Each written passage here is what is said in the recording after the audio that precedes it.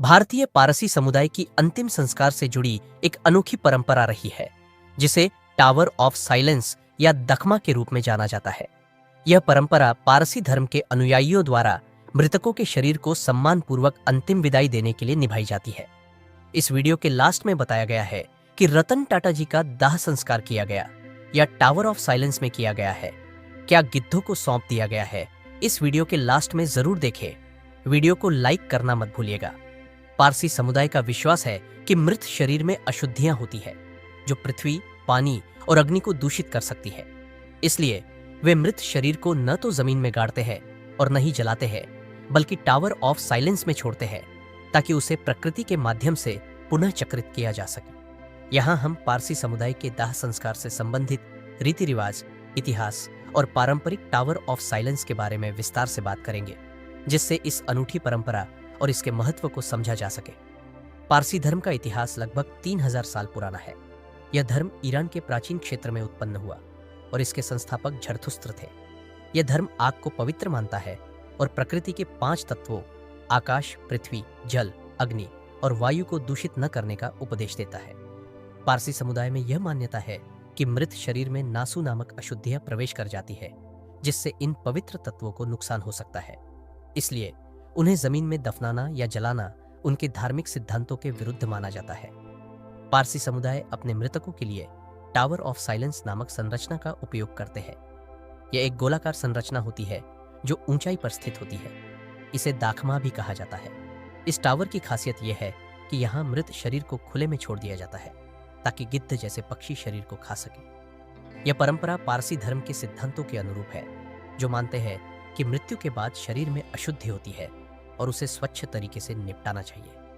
Tower of silence में मृतकों को लाने की प्रक्रिया बेहद विधिवत होती है। जब किसी व्यक्ति की मृत्यु होती है तो उसके शरीर को कपड़े से ढका जाता है और पारसी पुरोहितों द्वारा विशेष प्रार्थनाएं की जाती है। इसके बाद शरीर को एक बांस की खाट पर रखकर टावर ऑफ साइलेंस तक लाया जाता है, जहां उसे गिद्धों के हवाले कर दिया जाता है।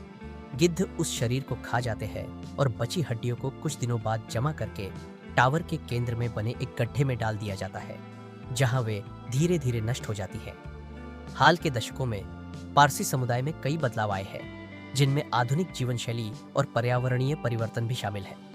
शहरीकरण और जंगलों के कटने के कारण गिद्धों की संख्या में भारी कमी आई है, जिससे टावर ऑफ साइलेंस की परंपरा पर संकट मंडराने लगा है।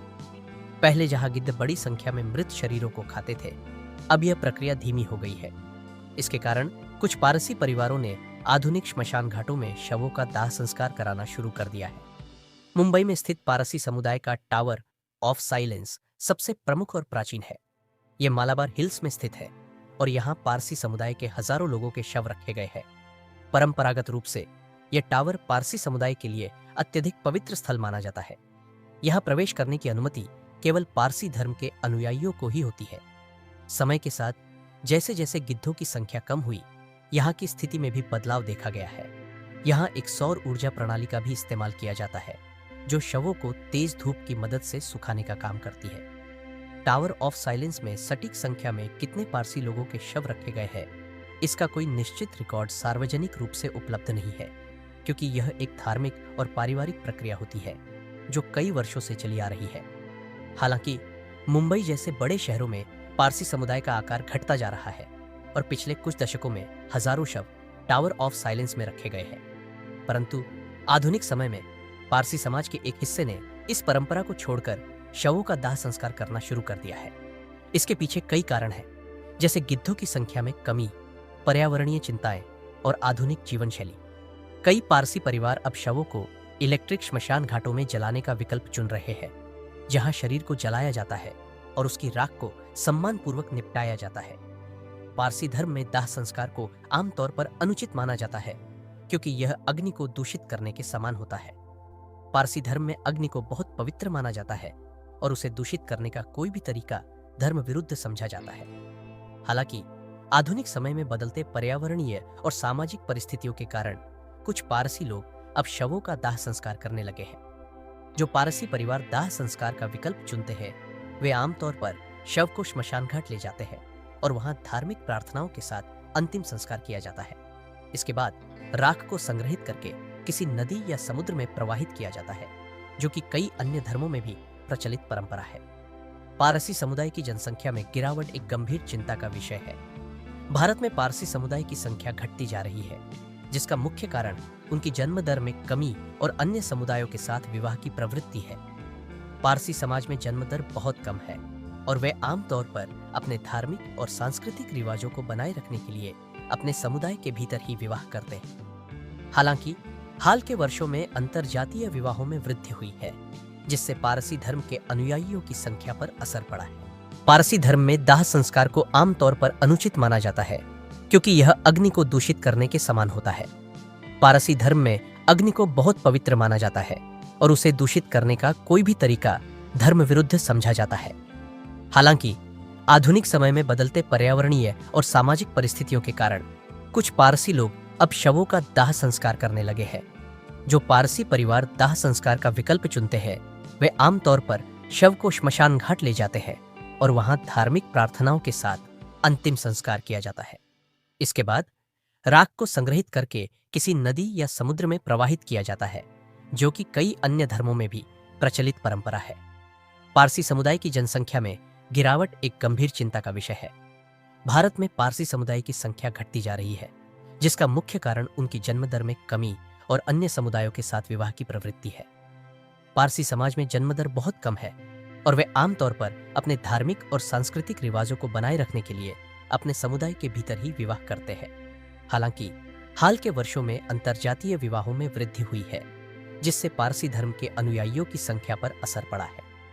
पारसी समाज में जनसंख्या में गिरावट के बावजूद उनका सांस्कृतिक और धार्मिक धरोहर अब भी जीवित है।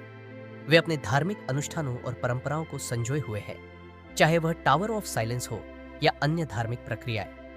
टावर ऑफ साइलेंस की परंपरा भले ही धीरे धीरे कम हो रही हो, लेकिन पारसी समुदाय अब भी अपने धर्म और परंपराओं के प्रति गहरा सम्मान और लगाव रखते हैं। पारसी समुदाय की टावर ऑफ साइलेंस की परंपरा उनकी धार्मिक आस्थाओं और प्रकृति के प्रति सम्मान का प्रतीक है। यह परंपरा उनके धर्म की मौलिक मान्यताओं पर आधारित है, जो 5 तत्वों को दूषित करने से बचने पर जोर देती है। हाल के दशकों में पारसी समाज में कई बदलाव आए हैं और उनकी परंपराओं पर आधुनिकता और पर्यावरणीय संकट का प्रभाव देखा गया है। हालांकि पारसी समाज अपने धार्मिक सिद्धांतों और परंपराओं को अब भी बनाए रखने की कोशिश कर रहा है, चाहे वह पारंपरिक तरीके से हो या आधुनिक दाह संस्कार की विधि से। रतन टाटा सर जी के शव को दाह संस्कार किया गया है। अब यह पारसी धर्म में बदलाव किया गया है। वीडियो में पहले भी देख चुके हैं कि गिद्धों की कमी की वजह से पारसी समुदाय में यह बदलाव किया गया है। साइरस मिस्त्री की कार्य दुर्घटना में उनकी मृत्यु हुई थी, तो उन्हें भी दाह संस्कार द्वारा अंतिम संस्कार किया गया था, क्योंकि गिद्धों की कमी होने की वजह से ऐसा किया गया है।